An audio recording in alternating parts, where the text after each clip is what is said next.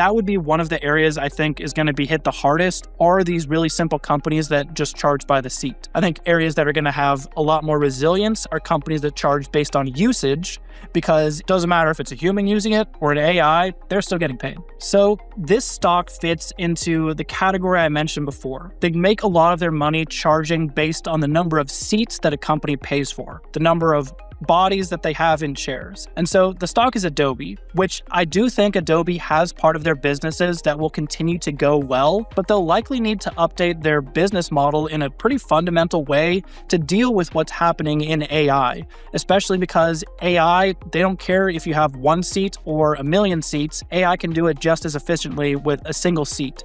And so Adobe isn't going to get a lot of the value if we have more AI agents start to act. On top of that, Adobe makes a decent amount of their money from the creative space, and we're seeing a bunch of AI tools come onto the market that are trying to compete with them.